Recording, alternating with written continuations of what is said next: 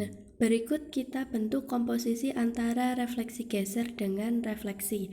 Nah, pertama, misalkan translasi sama dengan komposisi transformasi dari translasi AB dan refleksi T dengan ruas garis berarah AB itu sejajar dengan T dan refleksi S adalah refleksi terhadap garis S.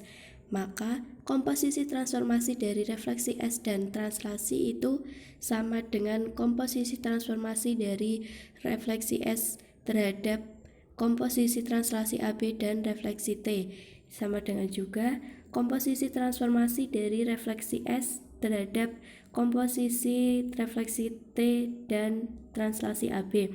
Sama dengan juga komposisi transformasi dari refleksi S dan refleksi B T terhadap translasi AB. Kemudian jika S itu sejajar dengan T, maka komposisi transformasi dari refleksi S dan refleksi T adalah sebuah translasi.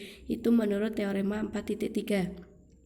Akibatnya, komposisi transformasi dari refleksi S dan refleksi T terhadap translasi AB adalah sebuah translasi. Itu menurut teorema 4.8.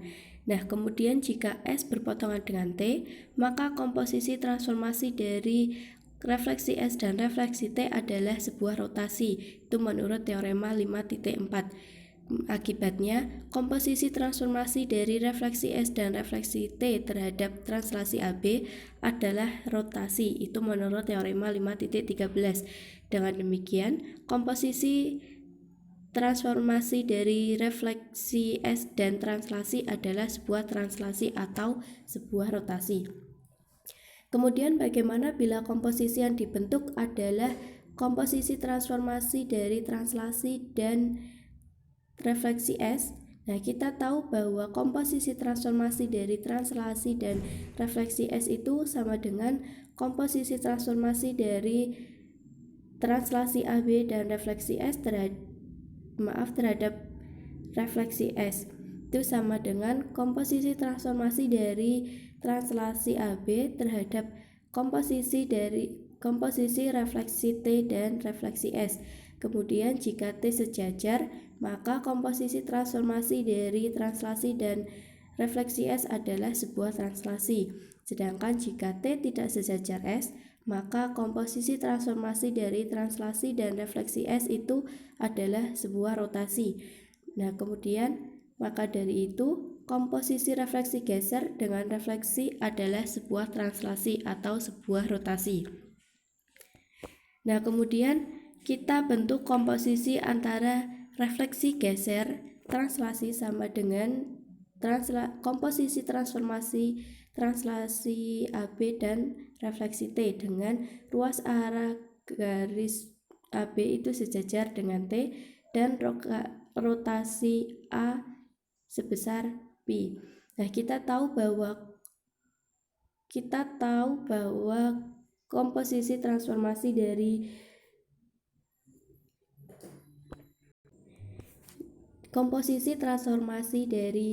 translasi dan rotasi A sebesar Q itu sama dengan komposisi transformasi dari translasi AB dan refleksi T terhadap rotasi A sebesar pi. Nah, itu sama dengan juga komposisi transformasi dari refleksi T dan translasi AB terhadap rotasi A terhadap pi. Sama dengan juga itu komposisi transformasi dari refleksi T terhadap komposisi translasi AB dan rotasi A terhadap sebesar pi. Sama dengan juga komposisi transformasi dari refleksi T dan rotasi C sebesar Q. Nah, kemudian jika C elemen dari T, maka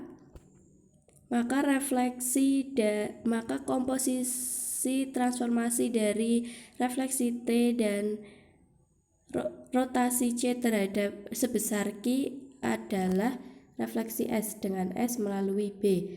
Nah, jika C itu bukan merupakan elemen dari T, maka komposisi transformasi dari refleksi T dan rotasi C terhadap sebesar pi suatu refleksi geser bisa dilihat dari uraian sebelum definisi 6.1. Nah, kemudian bagaimana bila komposisi yang dibentuk adalah rotasi A sebesar komposisi transformasi dari rotasi A sebesar Q terhadap translasi. Nah, kita tahu bahwa komposisi transformasi dari rotasi A sebesar Pi dan translasi itu sama dengan komposisi transformasi dari rotasi A sebesar Pi dan komposisi terhadap komposisi translasi AB dan refleksi T. Nah, itu sama dengan juga komposisi transformasi dari rotasi A sebesar Pi dan translasi AB terhadap refleksi T, sama dengan juga komposisi transformasi dari rotasi B sebesar Pi dan refleksi T adalah suatu pencerminan atau refleksi geser. Jadi, komposisi antara refleksi geser dengan rotasi adalah refleksi geser atau pencerminan. Nah, sekarang kita akan tentukan komposisi dua buah refleksi geser.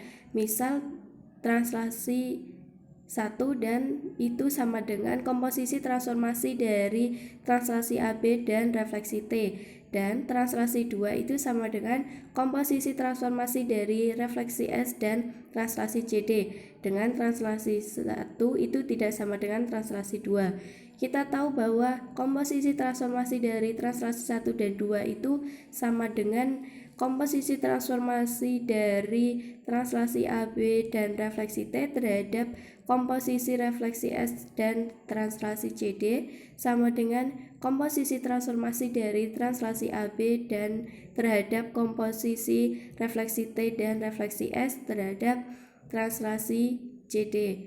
Nah, kemudian jika T itu sejajar dengan S, maka komposisi transformasi dari refleksi T dan refleksi S adalah sebuah translasi. Sehingga komposisi transformasi dari translasi AB terhadap komposisi refleksi T dan refleksi S terhadap translasi CD adalah sebuah translasi. Jadi, komposisi transformasi dari translasi 1 dan translasi 2 adalah sebuah translasi. Sedangkan jika T tidak sejajar S, maka komposisi transformasi dari refleksi T dan refleksi S adalah sebuah rotasi. Sehingga komposisi transformasi dari translasi AB terhadap komposisi refleksi T dan refleksi S adalah sebuah rotasi. Nah, misalkan komposisi transformasi dari translasi AB terhadap komposisi refleksi T dan refleksi S itu sama dengan rotasi E sebesar Pi, maka komposisi transportasi dari translasi 1 dan translasi 2 itu sama dengan rotasi E sebesar Q, dan translasi CD adalah sebuah rotasi. Jadi, komposisi dua refleksi geser adalah sebuah translasi atau sebuah rotasi. Nah, kemudian untuk kesimpulan dari apa yang telah dibahas di atas itu dapat dipelajari pada tabel 6.1 ini ya. Nah, untuk tabel yang pertama itu kita baca komposisi transformasi dari translasi AB dan translasi CD itu akan menghasilkan translasi EF dan akan menghasilkan identitas jika ruas garis berarah AB itu sama dengan ruas garis berarah CD.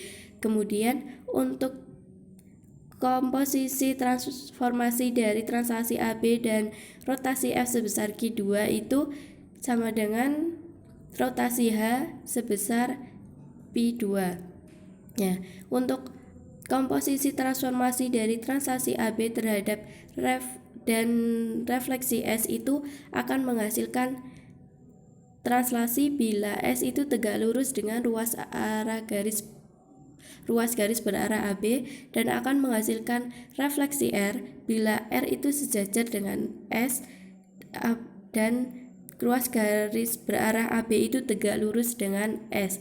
Nah, kemudian untuk komposisi transformasi dari translasi AB dan translasi 2 sama dengan translasi CD dan refleksi S itu akan menghasilkan translasi refleksi T dengan T sejajar dengan S, dan apabila ruas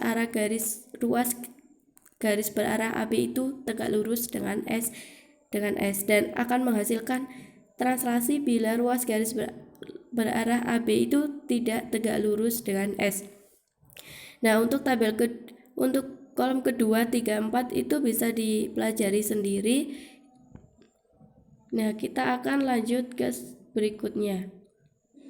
Nah, untuk tabel di atas itu disebut dengan tabel Kelly dengan operasi komposisi isometri. Nah, untuk nama Kelly sendiri diambil dari nama yang mengemukakan ide pertama mengenai model hasil operasi dalam bentuk tabel, yaitu Arthur Kelly. Nah, berdasarkan uraian di atas kita dapat menyimpulkan bahwa tak ada isometri lain sebagai hasil komposisi dua buah isometri yang telah kita bahas, yaitu refleksi, translasi, rotasi, dan refleksi geser.